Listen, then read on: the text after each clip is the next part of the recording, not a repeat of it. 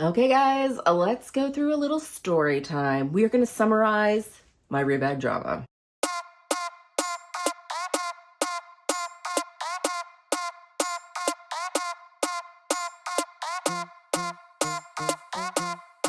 Hey guys, it's Jess from She's the Posh. Welcome back. And today I'm going to do a little summary for you. I feel like this is a needed video just to try to help people kind of explain when I went through how you can deal if companies did this with you, just kind of an idea. Obviously, I'm not a lawyer.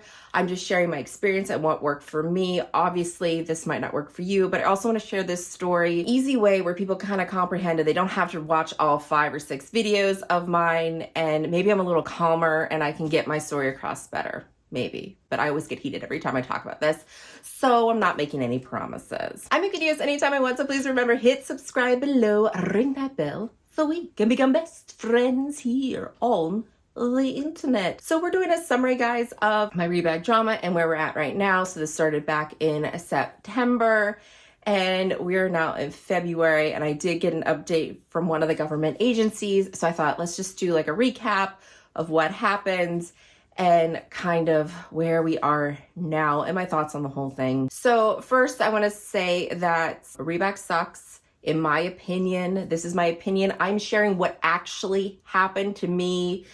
This is not hearsay. This is my opinion, and this is exactly what happened to me. I have videos where I share a lot of the receipts. If you're like, you don't believe me, you can go back to the playlist and look at that. I'm just doing a summary because I kind of just want to be able to have everything in one place, so that when people ask me about what to do, I can just share this video, because sometimes people have been reaching out to me. They've seen one of my videos. Well, I feel like I am the Rebag consultant when things go wrong, which I hate. I'd rather be the person that stopped you from going there and you never have to worry about it.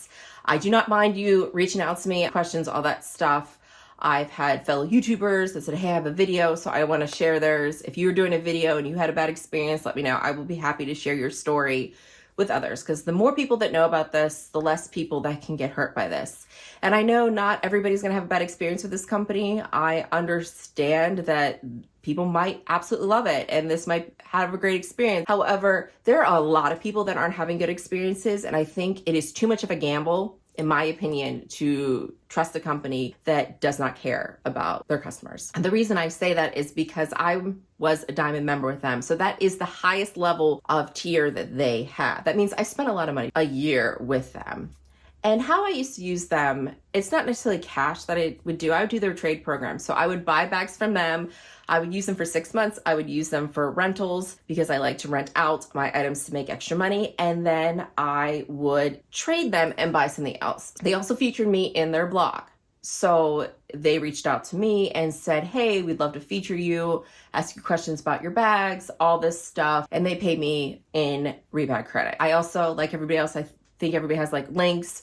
So I shared their link. People would get extra money off if they clicked on my link, and then I would get store credit for it. So I was never paid cash for it, but in a way I was paid in credit, and I had a relationship with them. It's not like I'm some crazy person that didn't know. They interviewed me for their blog. Like really long history of 5 years with them. So it wasn't like it was my first time with them. So what had happened, if you look back on my stories, I had decided to trade some bags, meaning I was going to sell things from my collection to them. They were going to trade bags for me. So I'm able to purchase the bags without using cash. And once my items get checked in, everything's good, then they ship the bags out to me. So I decided for the first time ever to send them a really large trade amount. I was going to get 3 bags from them, and I decided to send them 3 bags and 2 bags of shoes. And of course it was a big amount, so I had 2 separate boxes that I sent to them, and I sent everything in. I tracked it. I had it packaged very, very well. That one of the bags that I sent to them, they said never arrived, that it was missing. So that was the saga with this. And what I've discovered with Rebag is they use a lot of trickery in their terms. And since this has happened in September, they have continued to change their terms, because I check them because I'm so curious and interested. So this is the part I want to get out to you, is that if you send items to Rebag, let's say you send items for trade or sales or whatever it is not insured. So you send them at FedEx, that if you look at the terms and conditions, that you are responsible for the risk of loss. So if your item gets damaged in transit, if your item never shows up or arrives, you're out that money. There's no insurance on that bag. It is not there. And it's not very clear in that. You have to read the terms. So I discovered that. So when my bag went missing, they were telling me I was out of luck. There was nothing I can do. Also, Rebag will claim and hide behind things and say they have video footage, and they will say the stuff, but they will not share it with you. I had extremely bad situation with that. The evidence that I have is my items were signed for. There was no note of damage of the box with FedEx, and it was signed for and arrived. So if things had happened as they claim they did, they said my box arrived opened, basically. They said it arrived heavily damaged, and the one bag was not in the box, but shoes were in the box. No evidence of this whatsoever from their end. They say they have it, but they never shared it. Nor have they shared this evidence with any of the government agencies. And I'll continue to explain about that. And I want to make it clear that in a court of law, me suing Rebag, I would win. Hands down, I would win. I've contacted an attorney. I have a really great case. I'm going to win. But here's what the problem is and why I can't take them to court. Do you want the more in depth of what happened, the ways they lied, all the different steps? Please see the other videos. This is just a summary. I decide that I don't want to give them any of my items, and I want the rest sent back to me. So I cancel my trade with them, and I want all my items sent back to me. I do this almost a week after everything happened. It took, guys, over a month for my 2 other bags to be sent back to me. They were going to keep my bags, guys. And they could say, oh, it's a mistake, all you want, but they're either extremely incompetent or they're stealing. And I really think that it is incompetence, and the workers there misplaced my bag by accident. I don't think someone stole my bag. I think my bag got misplaced, then Rebag stole it. I think my bag got listed with other Rebag stuff, and they're selling it themselves because they found it. It didn't have a mark with it, and they were going to try to take my other items. When I told them I didn't want to sell to them, they had put a credit on my account when they got the other bags. They didn't want my shoes that I had sent to them. They were sending everything back to me, and I only got the shoes back.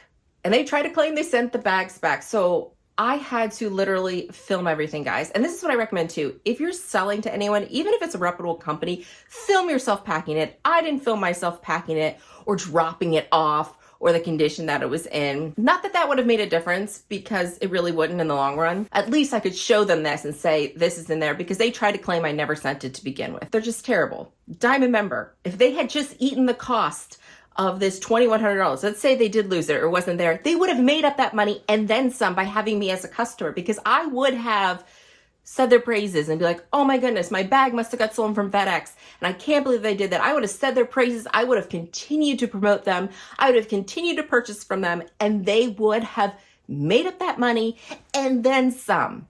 But here we are today. They have lost that money, and I plan to share my story, because that's the only thing I can do, guys. If I don't get the money back, then I gotta share my story, and I gotta protect others. I had asked for my items back. They took out my credit, and they never shipped my bags back to me. And I was just heartbroken. So now it's over $4,000 that they have now officially stolen. They have given me 2 pairs of shoes back, and they haven't sent anything else back. I filmed myself opening it. I said, I filmed myself opening it. You never sent it back. And they said, okay, we'll be sending those back right away. Nothing ever happened.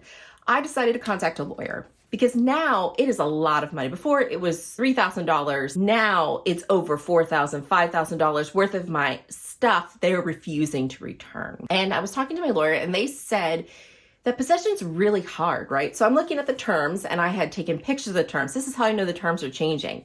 That in the terms it says about it being in transit and all this stuff, but once they sign for it, then they claim ownership of it. Not only did they sign for my box, they added all of the bags into their system. All right, guys.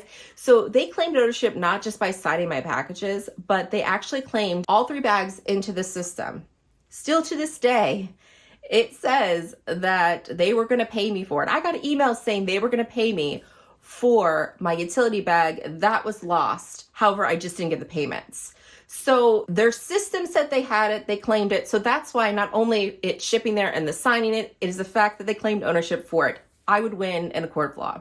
And they had my other bags, so I contacted a lawyer, and she said, you would win with all of this. So here's the next steps for it. She goes, we would have to file in New York, because that's where they are. And this is where you get with the suing thing.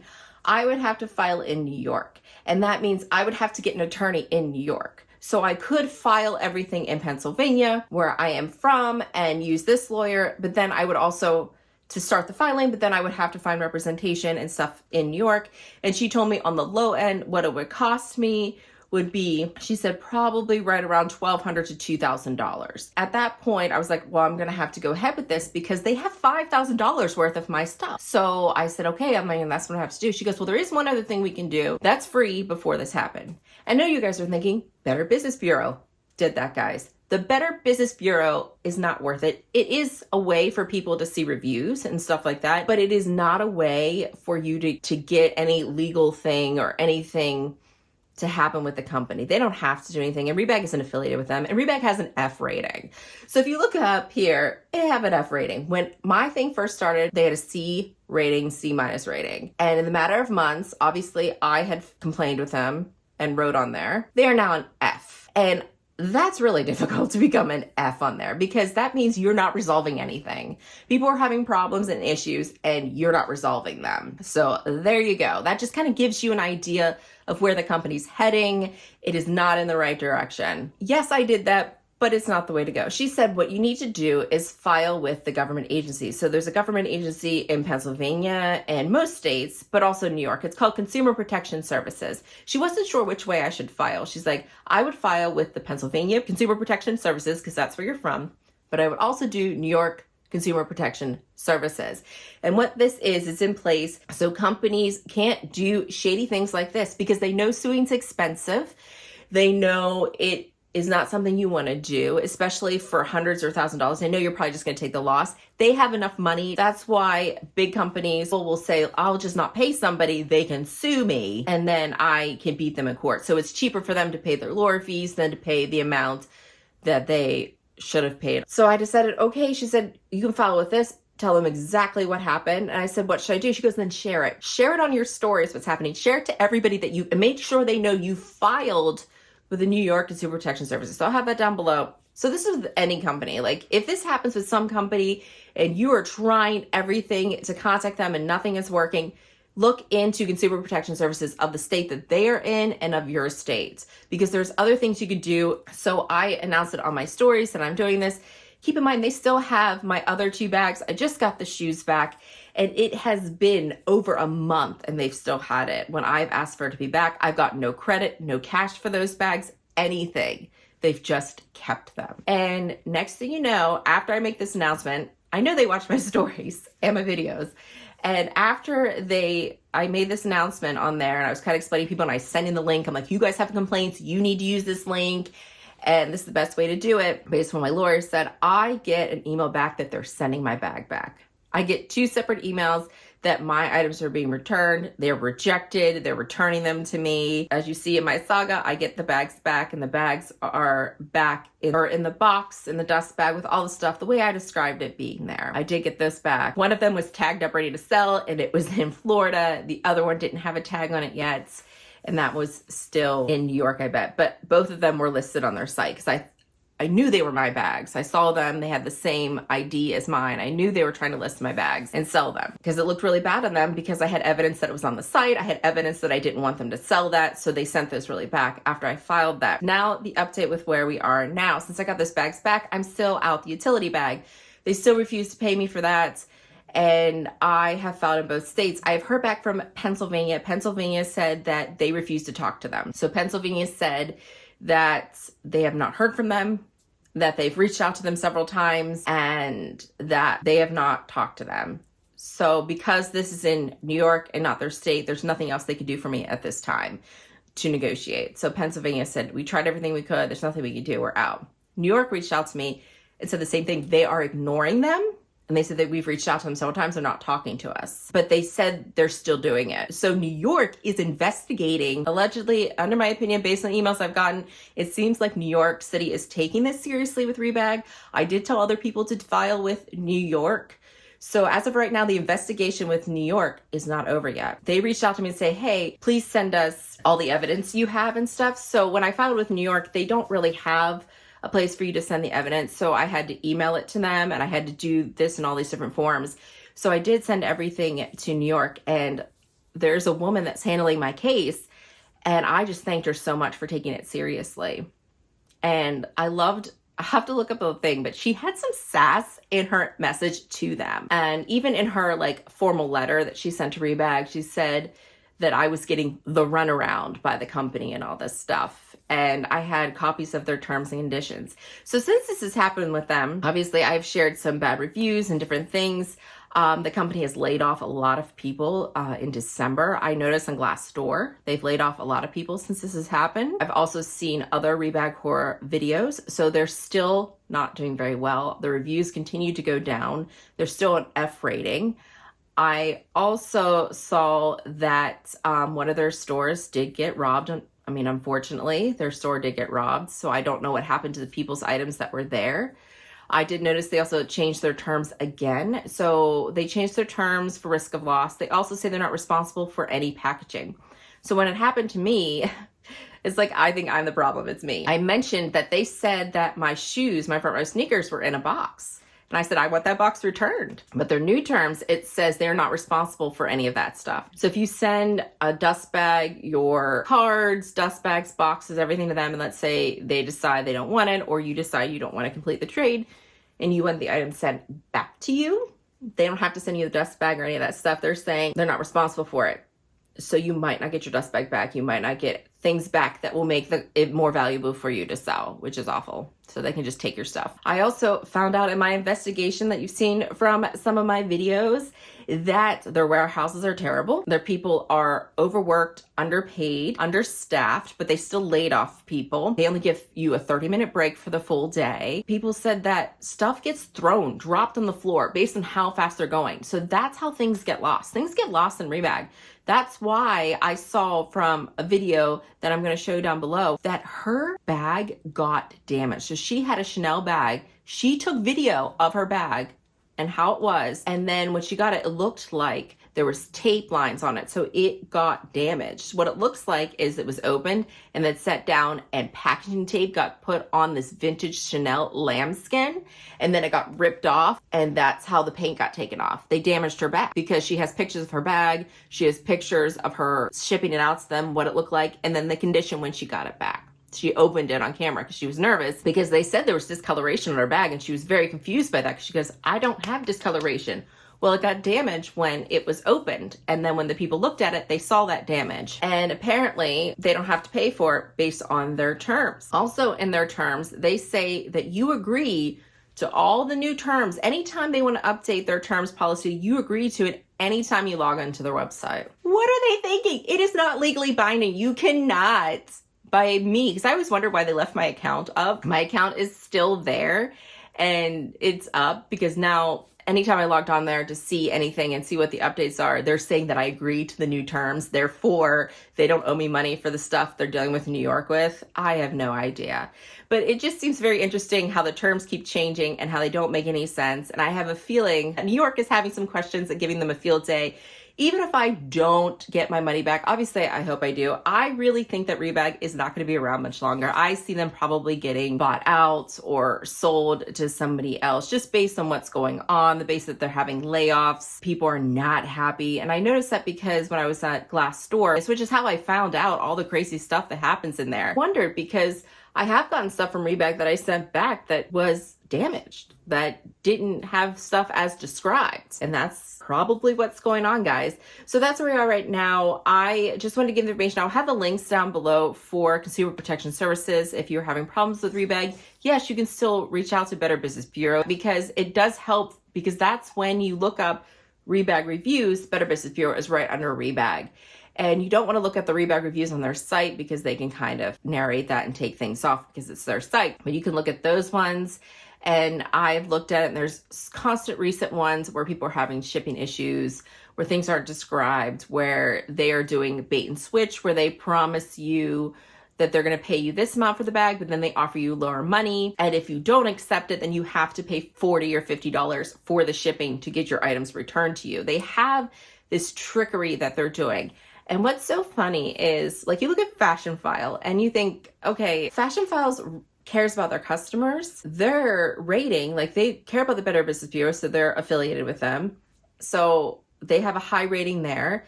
They have a good rating on other sites as well. Like even when problems happen, they resolve them.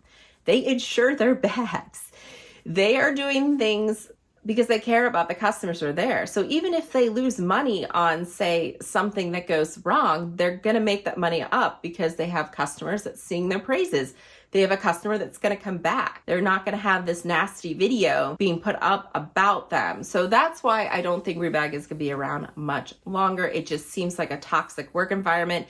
It seems to me like it is a toxic business model that they don't really care about you. And yes, you might think it's a great deal, but it's too much of a risk. Even if you get items, I have stories that I will have here linked for you where people had mentioned, got an empty box. It was completely sealed, it was empty, and Rebag refused to pay them because they said that they signed for it and they most likely got it. And someone must have stolen it at their house. So they're not gonna give them their money back. It's just, I don't recommend it, guys. And I hope this video reaches the people that it needs to reach. I hope I help some people. Continue to contact me. It does not bother me at all. I'd love to help you navigate this awful thing. Let me know if you have any other questions, of any things you need, but this is just a summary. I wanted to give you an update of what's happening, and hopefully this reaches the right people and it will help people. Hey guys, as always, I'm gonna thank you so much for watching, and I hope to see you again. Bye guys.